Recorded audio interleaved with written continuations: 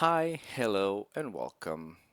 Today we're going to do something different once more. And today we're going to talk about Chelsea. Not that Chelsea.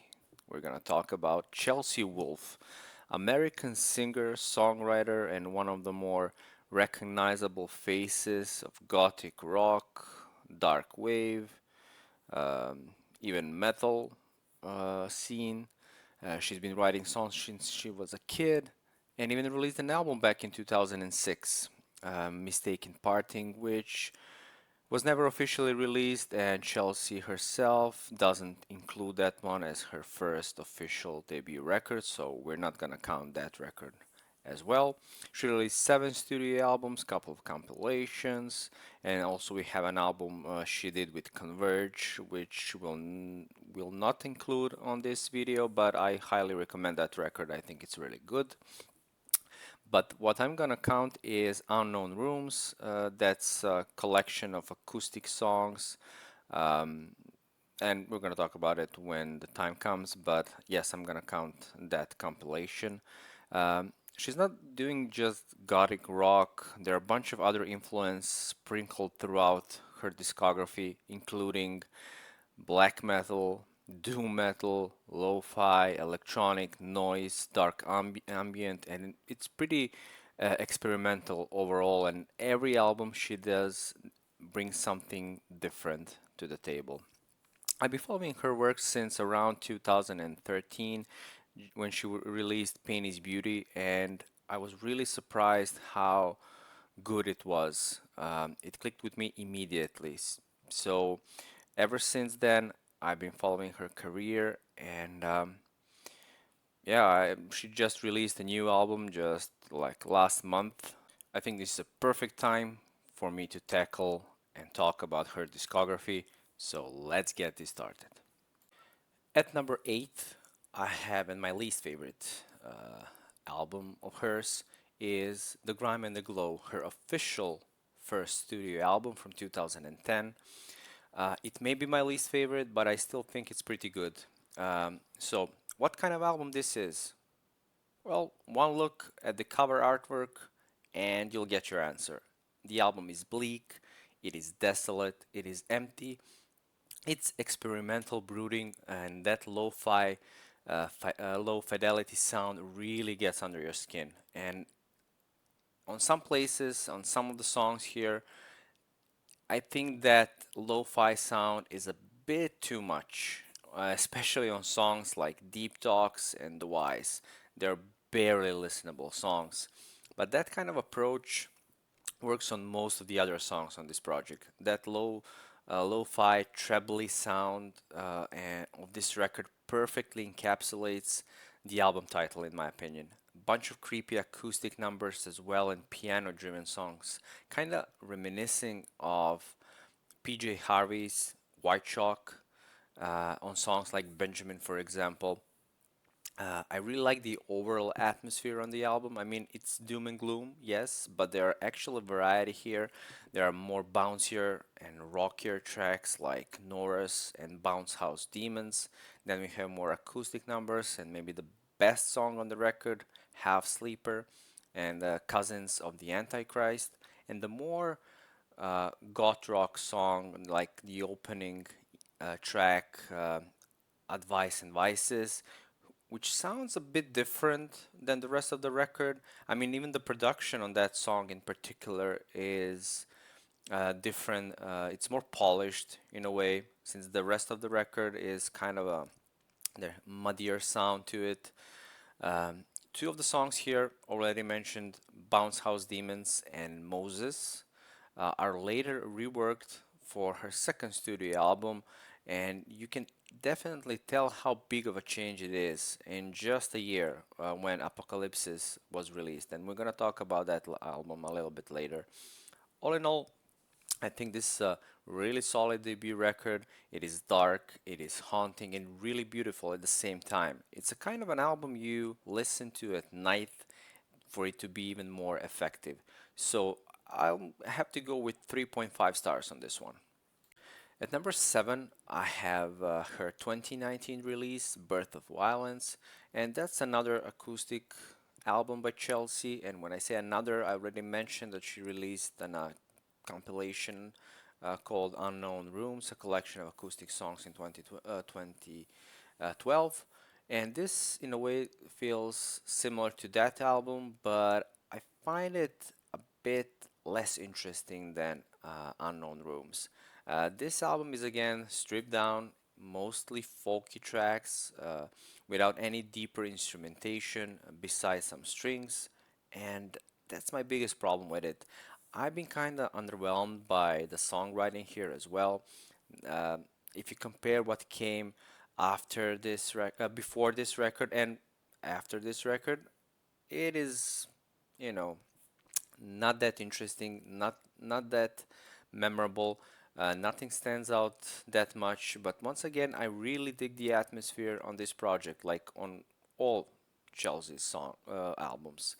The production on it is pretty good. It is clear, it is crisp, and I have to mention that I feel that this album needed to be shorter. There are a couple of unnecessary tracks here, like the Closer the Storm, which is basically a field recording of a storm, and that's it. And I don't really care about Highway, it's pretty forgettable track. But there are also some great tunes here, and I really liked when she announced this album. The first single was The Mother Road. I really love that song. And I really, actually, when I look which songs I like, I mostly like the singles of it. I mean, there are some fine deeper cuts as well, but I do believe the Mother Road, American Darkness, and The Range for Rock and Roll especially are the best songs on this project. Her vocals are beautiful and sorrowful, but the singing sounds the same throughout the record, and that's another minus for me, and the reason I have it this low.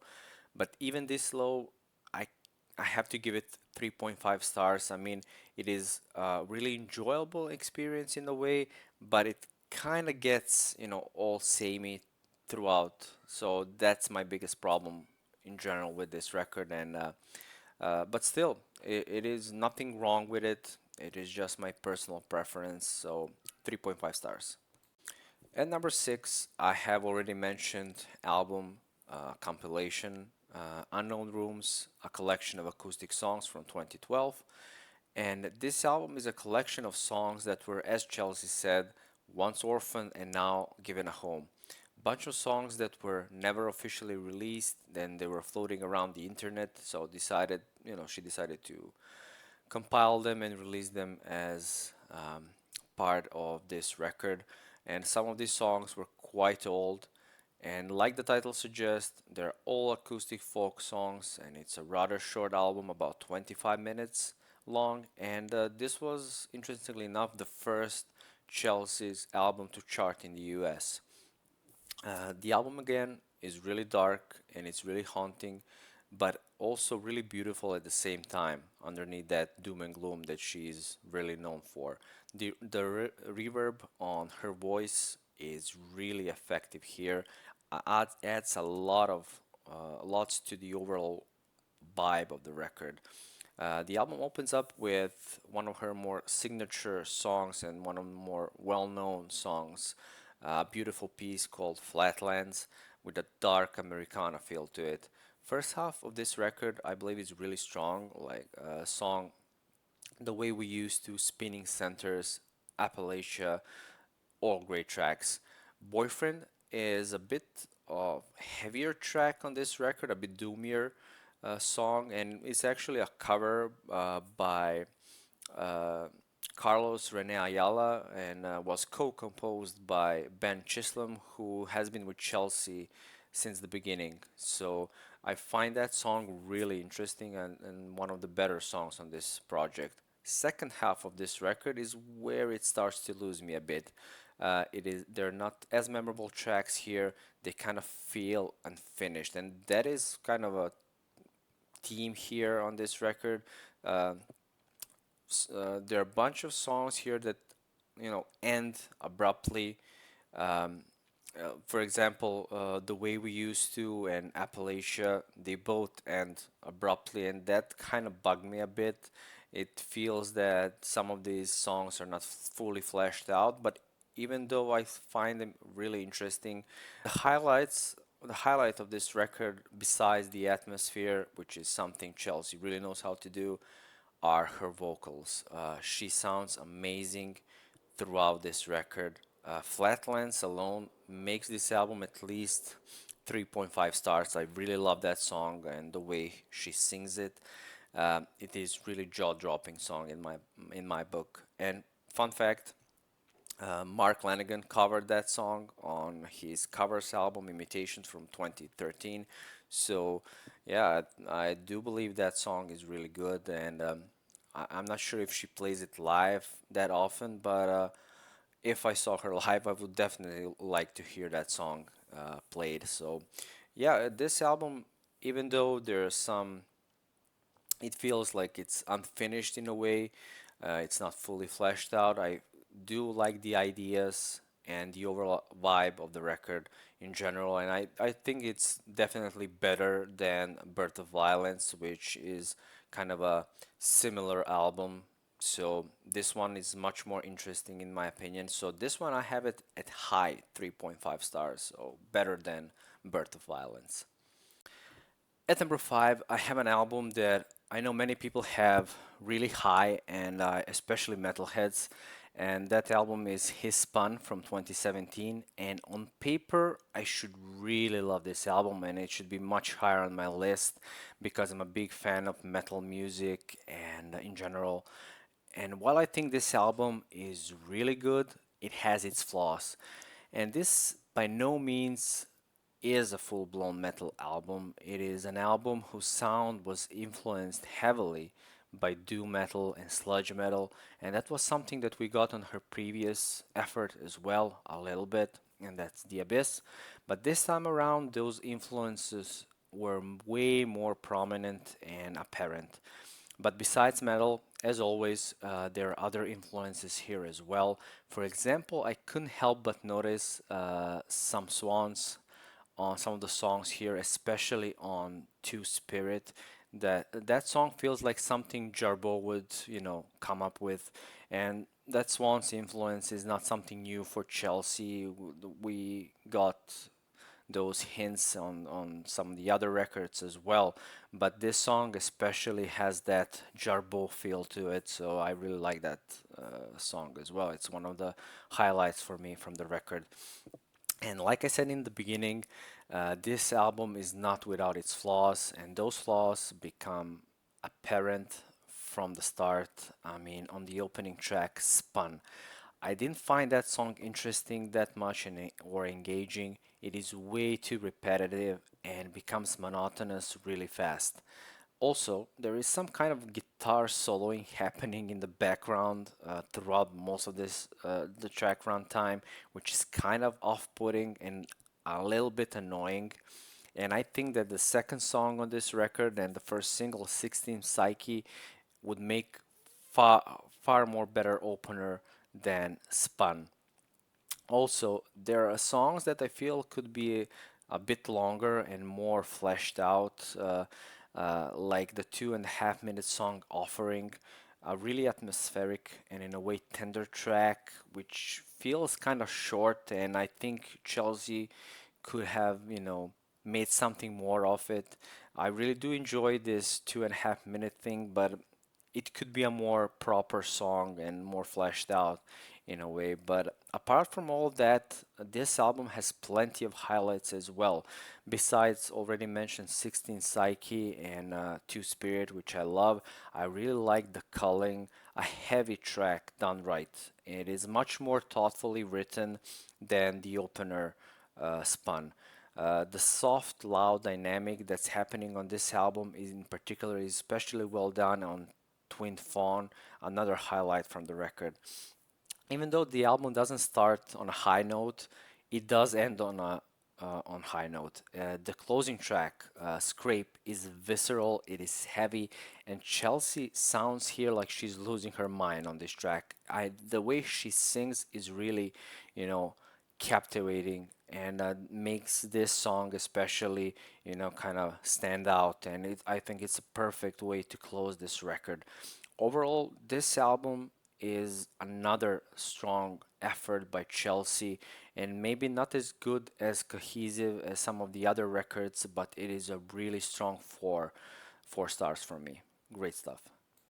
At number four, I have her sophomore album Apocalypsis from 2011, and this is only her second studio album released a year after the debut, and what an improvement in every way. This album is really tough to rate because there's a lot of going on here. The album still sounds raw like its predecessor, but the lo-fi elements are almost completely gone here. Apocalypsis is blending the elements of gothic rock, folk, doom metal, but there are even more hints of garage rock and post-rock as well. It opens up with Primal Carnal, and it's a short interlude of sorts with some growling and screaming, and it sets the unsettling mood that this record has. As soon as that is finished, we get to the first proper song on the record, The Ethereal Mare, which showcases Chelsea's powerful vocals that take you away into a world of dark beauty, the best way to describe it. And the production on that song in particular, and overall on the whole record, really enhances the effect with reverb drenched guitars and atmospheric synths, creating that really creepy and moody sound throughout the record. And this album in particular has that specific vibe to it, and it's really in a way unsettling in some on some of these songs.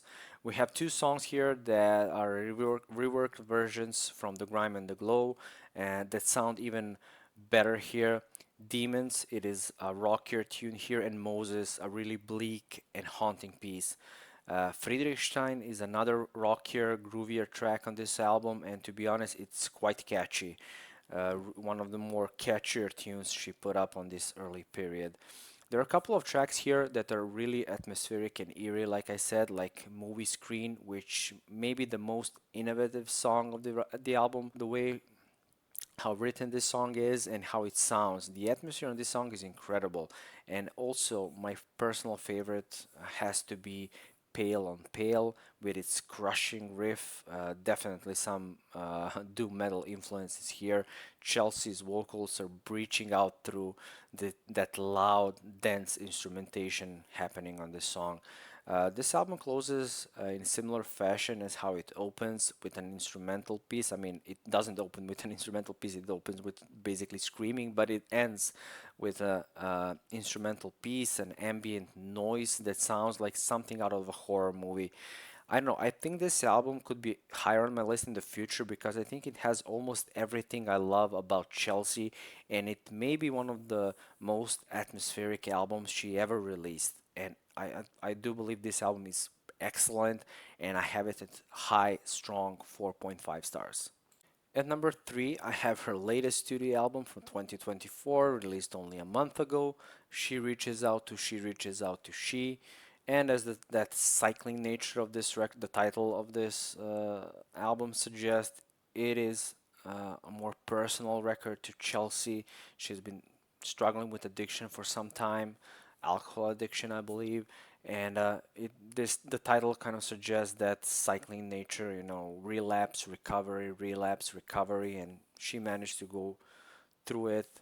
And this album feels very personal to her, and you can definitely tell in the way in her delivery, the emotion in her voice on these songs here. And to be honest with you, this is a big album for her in a way that it's a really great comeback record after Birth of Violence, which was by no means a bad record, but it's the quality of it, the songwriting was not as good as it was on some of the other on some of the other albums, and this album is a very big improvement on that part. Um, this album may be her most consistent and most well thought of record, really tight release, 10 tracks, and I can freely say there are no weak songs here. The sound of this project feels closer to her earlier, more dark wave style, but with heavy influence from trip hop, industrial, and definitely we can hear some Portishead here, Nine Inch Nails as well. The quality of the first half of this record is absurdly high.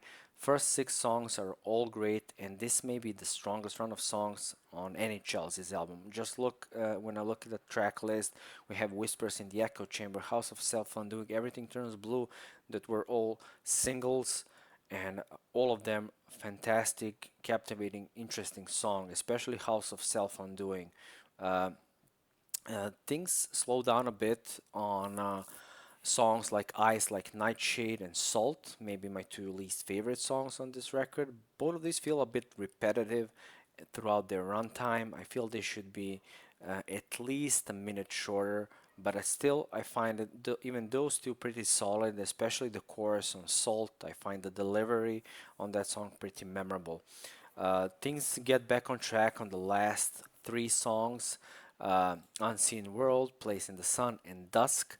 Um, Place in the Sun is like more folkier track here on this record, and the closer Dusk, it was the first song actually we heard from this record in 2023, and this is a really intense and captivating song with some great solo in the end, and a phenomenal way to close this album. I really uh, the last 2 minutes on that songs are really loud with heavily distorted solo that happening in the background. Chelsea's voice barely managing to break through that thick layer of noise. Fantastic song, and in my opinion, maybe the best closer she ever did. I'm really close to 5 stars on this one, but for now, I have to have it at 4.5 stars. Fantastic stuff.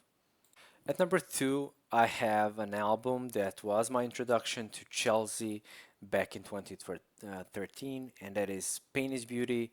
Um, this album, like I said, was my introduction to her, and I remember people talking about it on some forums I went to, and I was like, let's give it a go. I like the album artwork. It looked like something I would like, and I wasn't disappointed. The album marks a shift in her sound, incorporating more electronic elements and ambient textures into her traditional gothic sound.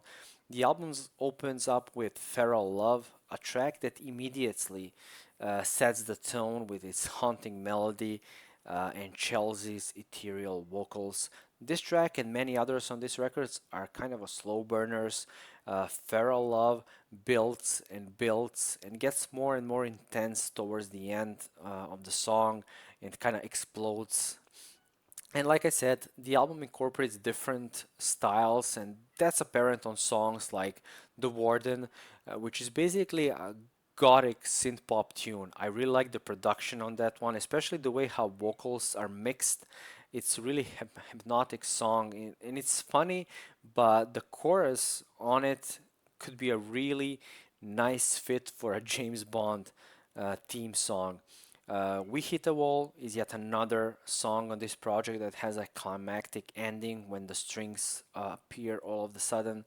House of Metal is another one that starts off slowly with a drum machine and an eerie piano, and around 2 minute mark strings are introduced, adding yet another layer of sound on this track. I mean, this album is full of memorable tracks but have interesting changes, like for example song Sick, that has almost orchestral feel in the beginning, but around halfway through it shifts to a more eerie, synth-driven part that oozes atmosphere, and that part reminds me a bit of Portishead's song "The Rip," which is understandable. Like I previously mentioned, she reaches out to she. Uh, Portishead was one of her influences, and that's apparent on this song as well. Besides Portishead, and again, we have some Swans. We have PJ Harvey as well, once again, especially on song They'll Clap When You're Gone, which has similar vibes to PJ Harvey's song Horses in My Dream. The album is filled with emotion, darkness, and beauty, and that's especially felt on one of the longer tracks here on the record, 8.5 minute long. The Waves Have Come. Really atmospheric and captivating song, and it may be even the better closer than Alone, but still, I do believe this album is pretty strong. There are a couple of tracks here that don't grab my attention as much as some of the others, like Destruction Makes the World Brighter and Ancestors the Ancient. I still do think they're pretty solid songs, but not as good as some of the other songs here. So I cannot give it 5 stars. I mean, it's really close to 5, but for now, I have to go with 4.5. Great stuff. And obviously, my number one, the last album that remains here is Abyss from 2015, her fourth studio album. And let me tell you, this album sounds as the cover artwork looks like bleakness and despair straight from the abyss. This album is showcasing a different style for Chelsea. It is much more heavier than anything she's done up to that point. This album is like most of her work, dark and menacing. On this project, Chelsea exploring her personal struggles with sleep paralysis and anxiety. The album combines elements of doom metal, noise, industrial, dark wave, and folk, and thus creating a rich and diverse landscape that contrasts Chelsea's haunting vocals on this album. And for one, Abyss is not an easy listen, but it's rewarding experience. And if you love this kind of music, you're gonna enjoy it like I did. This album opens up with Crushing Carrion Flowers, a song that sets up the tone for the rest of the album with its distorted guitars, heavy drums, and really ominous synths. Chelsea's voice cuts through the noise with a hypnotic melody, and that break around 2 minute mark really gets you going. A fantastic song and a fantastic opener as well. The album then shifts between quieter and louder moments. Songs like Iron Moon and After the Fall balance between soft and loud, with Chelsea's voice soaring over sludgy riffs and atmospheric synths. On the other side of the spectrum, we have songs like Simple Death and Crazy Love that are more subdued and intimate. Survive is really intense and noisy song with Chelsea's distorted voice buried under layers of industrial beats. The wall of sound created by the heavily distorted guitar, synths, and pounding drums is really making the overall atmosphere of the record stand out. And that's something, as we saw, she really nails on every album. She sounds here like never before. Her voice sounds like she's reaching out exactly from the abyss, piercing through the wall of sounds created by that dense instrumentation. The instrumentation here is layered and it's interesting. There are a lot of things happening in the background. There's no empty spaces here. We even have some nice strings on a couple of tracks, like on Grey Days, for example, one of the highlights from the record.